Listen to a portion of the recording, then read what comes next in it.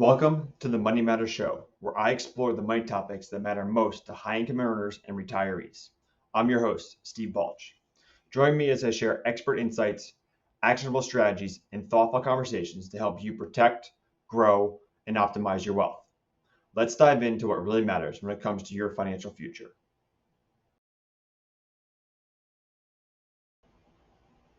Hello, and welcome to episode number 5 of the Money Matters Show, where we talk about money matters for high-income employees and retirees. Today, we're going to talk about taxes, and not just this year's taxes, and potentially as we're looking at tax filing day coming up in the next couple of weeks. We're talking about bigger picture, how to prepare for 2025 and beyond, how to lower your lifetime taxes, right?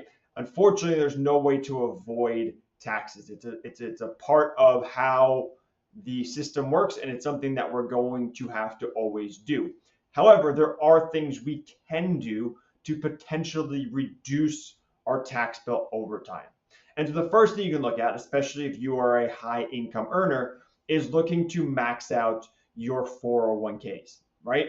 You can get upwards of $23,500 in for this year in 2025. And if you're over 50 years old, you can add an extra $7,500 for your catch-up, getting your total to $31,000, which would defer taxes and lower your taxable income. If you are between 60 and 63, there's a super max catch-up, which gets you a little bit more, a little over $11,000. That's something you may want to plan for, is more to be able to defer even more taxes. The idea here is if you're in a higher income bracket, you want to defer taxes now.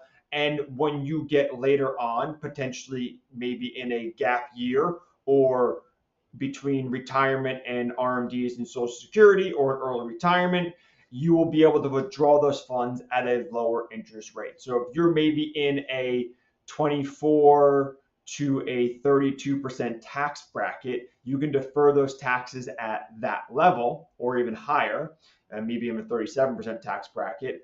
And then when you take funds out, you might be taking out the 22% tax bracket, and your effective tax rate may be even lower. So one of the first things to think about if you're looking to lower your tax rates for your lifetime and for this year, look at maxing out 401ks and retirement plans. The second option you can think about is Roth conversions, right? Think about paying taxes now and let money grow tax-free. There are some things to think about, right? What is your tax bracket this year? What is your income going to be? And how is this going to work? If you are someone that's preparing for retirement or in retirement and you have those gap years, right? You've retired, your income is lower, you haven't started Social Security, you haven't started required minimum distributions, this is where you can potentially look to fill out and take some money out and pay those taxes now. Other things to consider, right? If you're a high income earner and you potentially are in a gap year or something has happened that your income is lower, you may want to think about taking advantage of that lower income and do a Roth conversion for the year, right? And let that money grow tax free. Also, potentially ways to do Roth conversions if you're in a high tax bracket and you're always going to be in a high tax bracket, or you're in a lower tax bracket. When market downturns happen, large corrections, large pullbacks, even bear markets, it's a great time to think about taking out some of that money, converting it from an IRA to a Roth, and let money recover into a tax-free account over the lifetime of the portfolio. Continuing that idea of Roth conversions, you might want to think about also what we call bracket filling. So for instance, if you are in the 24% tax bracket for 2025 and you're married filing jointly, your income is somewhere in the range of $250,000 to $300,000, there's some room in that 24% tax bracket all the way up to roughly about $394,600 for 2025. And so it may make sense to think and say, hey, wait a minute, the 24% tax bracket is a pretty attractive tax bracket, and the next move up gets you more towards the 32% tax bracket. So it may make sense to think about taking advantage of the tax bracket, right? If you have roughly $250,000 of income, you have about $144,000 left that you can use until you fill out the rest of that tax bracket. And so you may want to think about doing some Roth conversions, taking funds out, withdrawing from an IRA, again, making sure you're over 59 and a half. You don't want to have the 10% penalty, but it may make sense to think about paying taxes now, doing tax bracket filling, especially if you are thinking about retirement or you're in retirement, right? Especially those in retirement that have not started required distributions yet. It makes sense to do tax bracket filling to make sure that you're taking advantage of that full tax bracket. Other things you want to think about is investing with taxes in mind, right? So there's ways to defer taxes, which are contributing to retirement accounts or other contributions that you can have to deduct your funds. Then you can pay taxes and look for things to go tax-free with the Roth and everything, or Roth conversions. But then we also want to make sure that we're doing asset location. You want to make sure you have the right investment vehicles inside your right accounts, right? For instance, if you have actively traded mutual funds, or you have REITs or other types of investments that pass out capital gains or high income in taxable accounts, and you're in a high tax bracket, or you are a retiree, this may impact your taxes. You may be paying unnecessary taxes and hurting yourself, putting yourself into a higher tax bracket, losing deductions, or pushing you into IRMA surcharges, right? So you want to make sure that you have asset location and investing with smart investments. So your growth-oriented portfolio should be in your Roth. That grows tax-free for the rest of your life. Your taxable accounts should be more in indexed ETFs, low turnover, efficient investment vehicles, right? Even muni bonds. In your IRA and tax deferred accounts, this is where you can have actively traded mutual funds.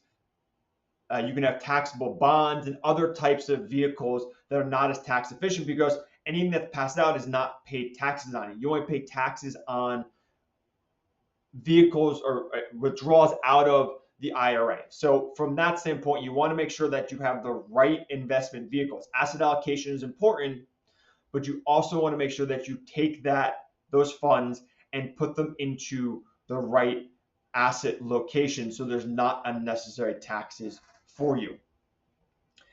Another great way to lower your tax bill for this year and in the future is to think about charitable contributions. If you are charitably inclined, there are ways to take advantage of your charitable giving and make sure that you're getting the most tax benefit for that. So simple first one is, if you do give to charities, you should not be giving cash positions. You should be using appreciated stock, right?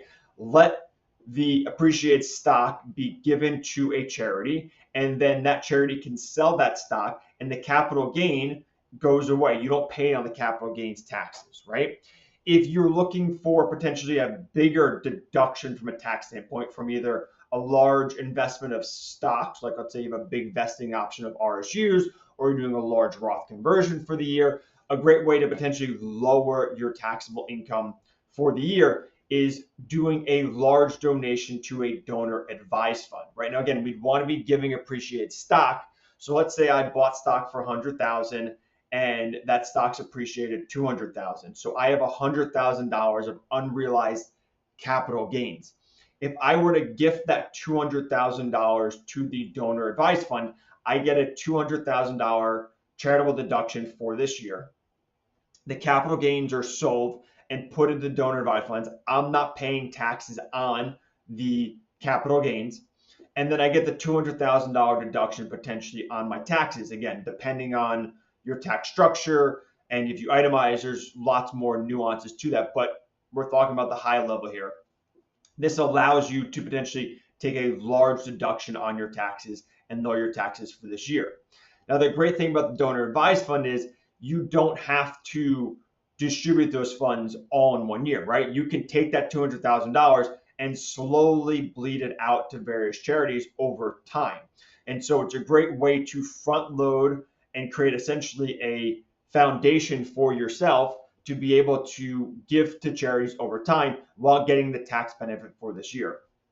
Now, another great option if you're charitably inclined and you're in required minimum distribution years, you can do what's called a qualified charitable distribution up to $105,000 for 2025, where you can gift out of your IRA directly to a charity, and that will help cover your required minimum distributions, and it's not a taxable event for you. Now, there's one thing to make sure of this. You need to make sure you're giving directly to the charity. If you take out the $100,000 or $105,000 into your own account and then give the charity, it's not going to be as tax efficient. So you want to make sure you're thinking about, if you are charitably inclined, let's say that you usually give $20,000 to charities every year and your required distribution is $50,000, right? You can give to the charities directly out of your IRA, the $20,000, and that's going to lower your taxable income for the year. And then the rest of the RMD, the $30,000 to get to the $50,000, would be a taxable distribution. But that's a great way to potentially lower your taxable income for retirement years as well. Just for a note, you cannot give money out of your IRA directly to a donor advised fund. I know people have thought about that, but that's not allowed. So a qualified charitable distribution has to go directly to a charity, and it has to be done in the year that you use it, basically. Other options to think about for potentially reducing your taxable income for this year and into the future: using HSA accounts and 529 accounts, right? The HSA account, if you have a high deductible insurance plan, you can contribute funds to an HSA that deducts or lowers your taxes for this year. The money can grow tax-free. And when you take funds out for qualified medical expenses, you have tax-free income going back to yourself. So if you have a high deductible health insurance plan, it makes sense to potentially look into adding or contributing to a HSA for the year. 529 plans are another great option. You don't necessarily get the tax deduction. Some states do allow it. You don't get a federal tax deduction, but it does allow the money to grow tax deferred. And if used for qualified expenses for education, it is also tax-free distribution. So that's a great way to grow assets and appreciate assets and pay for one of potentially one of the largest expenses you're going to have for your children with education in a tax advantage way. The last strategy you want to think about for lowering your tax bill over your lifetime is proper estate planning, right? Estate planning is going to make sure that the assets are properly titled and go to the heirs properly, but it also can help you avoid large taxes over the lifetime of your assets, basically, right?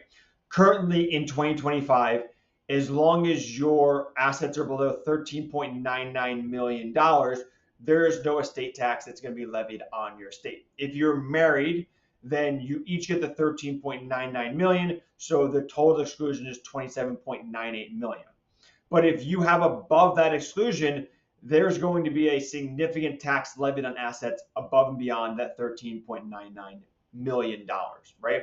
So potentially thinking about giving funds to irrevocable trust to get it out of your estate and let those assets appreciate to lower your estate bill are things to potentially think about. You also think about charitable trust or charitable giving, or also giving to the exclusion per year, right? Which is $19,000 for 2025. So you can give $19,000 to friends, family, relatives, whoever you feel like at the end of the day, without having to file the gifting tax and not using it into your lifetime exclusion. So if I'm married and I have 2 kids, I can give my son and my daughter $19,000. My wife can give my son and my daughter $19,000. So we can give a total of each $38,000 to our kids, which would not have to be filed and go against our exclusion, essentially, right? So estate planning is a great way to potentially lower your overall tax bill over the time of your estate, right? If your estate is large, there could be significant estate taxes you're going to have to pay. So proper estate planning, using trust, charitable giving, gifting per year are ways to lower your tax bill for your overall estate as well. Look, if you're a high income earner or retiree, taxes are most likely going to be one of your largest expenses you're going to pay over your lifetime. I provided 7 ideas to help you lower your taxes for 2025 and potentially lower your lifetime income over the rest of your life. If you have questions on these strategies, feel free to reach out. I'm happy to help. And as always, if you're a high income earner or a retiree and you're looking to simplify your finances to get time back, like and follow along.